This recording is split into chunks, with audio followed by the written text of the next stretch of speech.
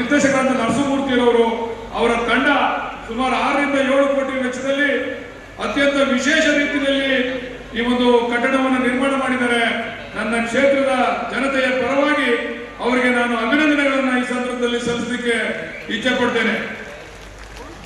Building ಏನೋ ಆಯಿತು, ಹೈನುಗಾರಿಕೆ ನಮ್ಮ ಜೀವನಾಡಿ, ಗ್ರಾಮೀಣ ಭಾಗದ ಜೀವನಾಡಿ ಹೈನುಗಾರಿಕೆ. ಹಿಂದೆ ತಾವು ಮುಖ್ಯಮಂತ್ರಿಗಳಾದ ಸಂದರ್ಭದಲ್ಲಿ 2 ರೂಪಾಯಿ ಇದ್ದಂತ ಆ ಒಂದು ಬೋನಸ್ ಅನ್ನ 3 ರೂಪಾಯಿ ಸೇರಿಸಿ 5 ರೂಪಾಯಿ ರೈತರಿಗೆ ಕೊಟ್ಟಂತೆ ಯಾರಾದರೂ ಮುಗಲಿಕ್ಕೆ ಸಾಧ್ಯ ಇಲ್ಲ ಅಂತಕ್ಕಂಥ ಮಾತನ್ನ ಈ ಸಂದರ್ಭದಲ್ಲಿ ಹೇಳಲಿಕ್ಕೆ ಇಚ್ಛೆ ಪಡ್ತಾರೆ. ಇವರೆಲ್ಲ ಜಾಸ್ತಿ ಆಗೋಯ್ತು, ಏನ್ ಮಾಡ್ಬೇಕು ಅಂತ ಹೇಳಿ ಯೋಚನೆ ಮಾಡ್ತಾ ಇದ್ರು ಇವರೆಲ್ಲ. ಮುಖ್ಯಮಂತ್ರಿಗಳಂತ ಹೋದಂತ ಮುಖ್ಯಮಂತ್ರಿಗಳಂತ ಸಿದ್ದರಾಮಯ್ಯ ಅವರಿಗೆ ಸಲ್ಲದೆ ಕ್ಷೀರಭಾಗ್ಯದ ಜೊತೆಯಲ್ಲಿ ಅದು 2 ಅನುಕೂಲ, ಅದು ಬಡ ಮಕ್ಕಳಿಗೂ ಅನುಕೂಲ, ಅದರಿಂದ ರೈತರಿಗೂ ಕೂಡ ಹೆಚ್ಚುವರಿ ಹಾಲನ್ನು ಉಪಯೋಗಿಸಿಕೊಳ್ತಕ್ಕಂಥ ಮಲಗಬಾರದು ಈ ರಾಜ್ಯದಲ್ಲಿರ್ತಕ್ಕಂಥ ಬಡವರು ಅಂತ ಹೇಳಿ ಅನ್ನಭಾಗ್ಯವನ್ನ ಜಾರಿಗೆ ತಂದಂತ ಕೀರ್ತಿ ಯಾರಾದ್ರೂ ಸಲ್ಲಿದ್ರೆ ಅದು ಸನ್ಮಾನ್ಯ ಸಿದ್ದರಾಮಯ್ಯ ಅವರ ತಂಡಕ್ಕೆ ಅಂತಕ್ಕಂಥದ್ದನ್ನು ಕೂಡ ನಾವು ಈ ಸಂದರ್ಭದಲ್ಲಿ ಸ್ಮರಿಸ್ಕೋಬೇಕು. ಇವತ್ತು ಸನ್ಮಾನ್ಯ ಮುಖ್ಯಮಂತ್ರಿಗಳಲ್ಲಿ ಒಂದು ಮನವಿಯನ್ನ ಮಾಡ್ತೇನೆ ನಾನು. ಮೇವಿನ ಬೆಲೆ ಜಾಸ್ತಿ ಆಗ್ತಾ ಇದೆ, ರೈತರದು ಹಾಲಿನ ದರ ಜಾಸ್ತಿ ಆಗ್ತಾ ಇಲ್ಲ.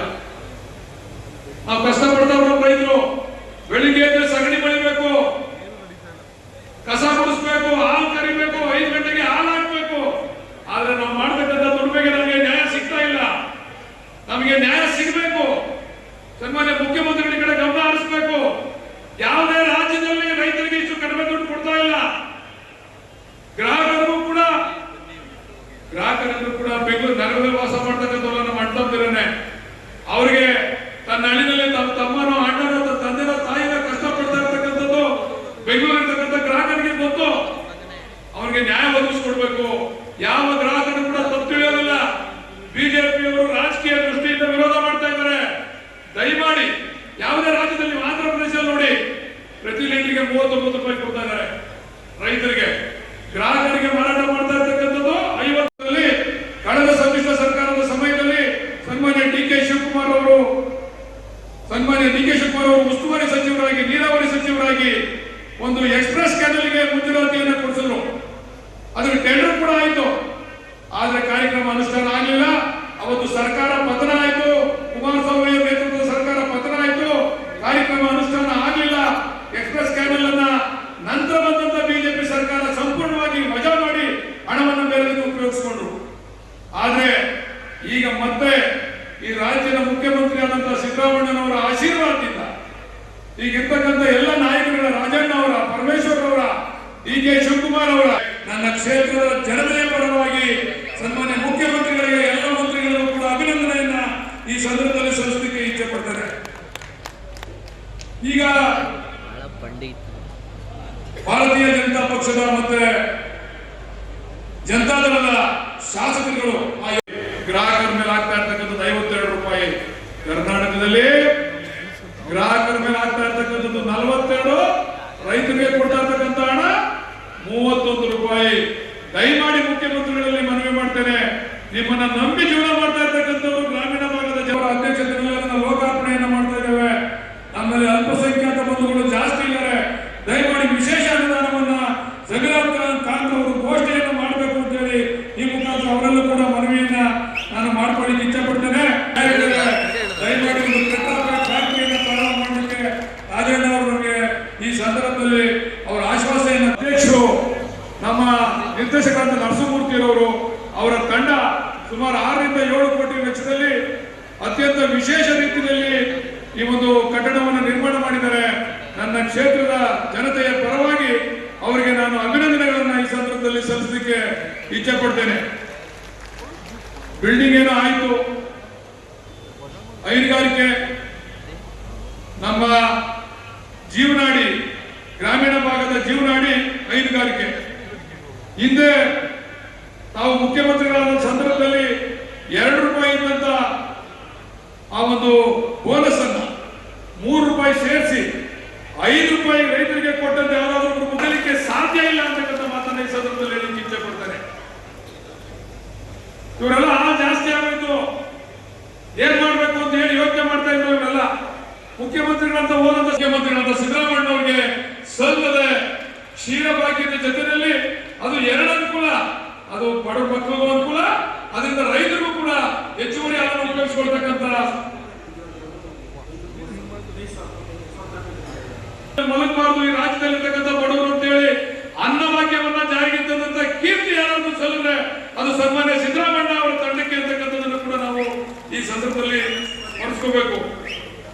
ಇವತ್ತು ಸನ್ಮಾನ್ಯ ಮುಖ್ಯಮಂತ್ರಿಗಳಲ್ಲಿ ಒಂದು ಮನವಿಯನ್ನ ಮಾಡ್ತೇನೆ ನಾನು. ಮೇವಿನ ಬೆಲೆ ಜಾಸ್ತಿ ಆಗ್ತಾ ಇದೆ, ರೈತರದು ಹಾಲಿನ ದರ ಜಾಸ್ತಿ ಆಗ್ತಾ ಇಲ್ಲ. ನಾವು ಕಷ್ಟಪಡ್ತಾವ್ರ ರೈತರು ಬೆಳಿಗ್ಗೆ ಎದ್ದು ಸಗಣಿ ಬೆಳಿಬೇಕು, ಕಸ ಗುಡಿಸ್ಬೇಕು, ಹಾಲು ಕರಿಬೇಕು, 5 ಗಂಟೆಗೆ ಹಾಲು ಹಾಕ್ಬೇಕು. ಆದ್ರೆ ನಾವು ಮಾಡ್ತಕ್ಕಂಥ ದುಡಿಮೆಗೆ ನಮಗೆ ನ್ಯಾಯ ಸಿಗ್ತಾ ಇಲ್ಲ. ನಮಗೆ ನ್ಯಾಯ ಸಿಗಬೇಕು. ಸನ್ಮಾನ್ಯ ಮುಖ್ಯಮಂತ್ರಿಗಳ ಕಡೆ ಗಮನ ಹರಿಸಬೇಕು. ಯಾವುದೇ ರಾಜ್ಯದಲ್ಲಿ ರೈತರಿಗೆ ಇಷ್ಟು ಕಡಿಮೆ ದುಡ್ಡು ಕೊಡ್ತಾ ಇಲ್ಲ. ಗ್ರಾಹಕರಿಗೂ ಕೂಡ ಬೆಂಗಳೂರು ನಗರದಲ್ಲಿ ವಾಸ ಮಾಡ್ತಕ್ಕಂಥವ್ರು ನಮ್ಮ ಅಣ್ಣಂದಿರನೆ ಅವರಿಗೆ ತನ್ನ ಹಳ್ಳಿನಲ್ಲಿ ತಮ್ಮ ತಮ್ಮನೋ ಅಣ್ಣನೋ ತಂದೆನೋ ತಾಯಿನ ಕಷ್ಟಪಡ್ತಾ ಇರ್ತಕ್ಕಂಥದ್ದು ಬೆಂಗಳೂರು ಇರ್ತಕ್ಕಂಥ ಗ್ರಾಹಕರಿಗೆ ಗೊತ್ತು. ಅವರಿಗೆ ನ್ಯಾಯ ಒದಗಿಸ್ಕೊಡ್ಬೇಕು. ಯಾವ ಗ್ರಾಹಕರು ಕೂಡ ತಪ್ಪು ತಿಳಿಯೋದಿಲ್ಲ. ಬಿಜೆಪಿಯವರು ರಾಜಕೀಯ ದೃಷ್ಟಿಯಿಂದ ವಿರೋಧ ಮಾಡ್ತಾ ಇದ್ದಾರೆ. ದಯಮಾಡಿ ಯಾವುದೇ ರಾಜ್ಯದಲ್ಲಿ, ಆಂಧ್ರ ಪ್ರದೇಶದಲ್ಲಿ ನೋಡಿ, ಪ್ರತಿ ಲೀಟರ್ಗೆ 39 ರೂಪಾಯಿ ಕೊಡ್ತಾ ಇದ್ದಾರೆ ರೈತರಿಗೆ. ಗ್ರಾಹಕರಿಗೆ ಮಾರಾಟ ಮಾಡ್ತಾ ಇರ್ತಕ್ಕಂಥದ್ದು 50ರಲ್ಲಿ. ಕಳೆದ ಸಮ್ಮಿಶ್ರ ಸರ್ಕಾರದ ಸಮಯದಲ್ಲಿ ಸನ್ಮಾನ್ಯ ಡಿ ಕೆ ಶಿವಕುಮಾರ್ ಅವರು ಉಸ್ತುವಾರಿ ಸಚಿವರಾಗಿ, ನೀರಾವರಿ ಸಚಿವರಾಗಿ ಒಂದು ಎಕ್ಸ್ಪ್ರೆಸ್ ಕ್ಯಾನಲ್ಗೆ ಮಂಜೂರಾತಿಯನ್ನು ಕೊಡಿಸಿದ್ರು. ಅದರ ಟೆಂಡರ್ ಕೂಡ ಆಯಿತು. ಆದ್ರೆ ಕಾರ್ಯಕ್ರಮ ಅನುಷ್ಠಾನ ಆಗಲಿಲ್ಲ. ಅವತ್ತು ಸರ್ಕಾರ ಪತನ ಆಯಿತು. ಕುಮಾರಸ್ವಾಮಿ ಅವರ ನೇತೃತ್ವದ ಸರ್ಕಾರ ಪತನ ಆಯಿತು. ಕಾರ್ಯಕ್ರಮ ಅನುಷ್ಠಾನ ಆಗಲಿಲ್ಲ. ಎಕ್ಸ್ಪ್ರೆಸ್ ಕ್ಯಾನಲ್ ಅನ್ನ ನಂತರ ಬಂದಂತ ಬಿಜೆಪಿ ಸರ್ಕಾರ ಸಂಪೂರ್ಣವಾಗಿ ವಜಾ ಮಾಡಿ ಹಣವನ್ನು ಬೇರೆ ಉಪಯೋಗಿಸಿಕೊಂಡ್ರು. ಆದ್ರೆ ಈಗ ಮತ್ತೆ ಈ ರಾಜ್ಯದ ಮುಖ್ಯಮಂತ್ರಿ ಆದಂತಹ ಸಿದ್ದರಾಮಯ್ಯನವರ ಆಶೀರ್ವಾದದಿಂದ ಈಗಿರ್ತಕ್ಕಂಥ ಎಲ್ಲ ನಾಯಕರುಗಳ, ರಾಜಣ್ಣ ಅವರ, ಪರಮೇಶ್ವರ್ ಅವರ, ಡಿ ಕೆ ಶಿವಕುಮಾರ್ ಅವರ, ನನ್ನ ಕ್ಷೇತ್ರದ ಜನತೆಯ ಪರವಾಗಿ ಸನ್ಮಾನ್ಯ ಮುಖ್ಯಮಂತ್ರಿಗಳಿಗೆ, ಎಲ್ಲ ಮಂತ್ರಿಗಳಿಗೂ ಕೂಡ ಅಭಿನಂದನೆಯನ್ನ ಈ ಸಂದರ್ಭದಲ್ಲಿ ಸಲ್ಲಿಸಲಿಕ್ಕೆ ಇಚ್ಛೆ ಪಡ್ತಾರೆ. ಈಗ ಭಾರತೀಯ ಜನತಾ ಪಕ್ಷದ ಮತ್ತೆ ಜನತಾದಳದ ಶಾಸಕರುಗಳು ಗ್ರಾಹಕರ ಮೇಲೆ ಆಗ್ತಾ ಇರ್ತಕ್ಕಂಥದ್ದು 52 ರೂಪಾಯಿ, ಕರ್ನಾಟಕದಲ್ಲಿ ಗ್ರಾಹಕರ ಮೇಲೆ ಆಗ್ತಾ ಇರ್ತಕ್ಕಂಥದ್ದು 42, ರೈತರಿಗೆ ಕೊಡ್ತಾ ಇರ್ತಕ್ಕಂಥ ಹಣ 31 ರೂಪಾಯಿ. ದಯಮಾಡಿ ಮುಖ್ಯಮಂತ್ರಿಗಳಲ್ಲಿ ಮನವಿ ಮಾಡ್ತೇನೆ, ನಿಮ್ಮನ್ನ ನಂಬಿ ಜೀವನ ಮಾಡ್ತಾ ಇರ್ತಕ್ಕಂಥವ್ರು ಗ್ರಾಮೀಣ ಭಾಗದ ಜನರ ಅಧ್ಯಕ್ಷತೆಯಲ್ಲಿ ಅದನ್ನ ಲೋಕಾರ್ಪಣೆಯನ್ನ ಮಾಡ್ತಾ ಇದ್ದೇವೆ. ನಮ್ಮಲ್ಲಿ ಅಲ್ಪಸಂಖ್ಯಾತ ಬಂಧುಗಳು ಜಾಸ್ತಿ ಇದ್ದಾರೆ. ದಯಮಾಡಿ ವಿಶೇಷ ಅನುದಾನವನ್ನ ಜಗನ್ನಾಥ್ ಕಾಂತ್ ಅವರು ಘೋಷಣೆಯನ್ನು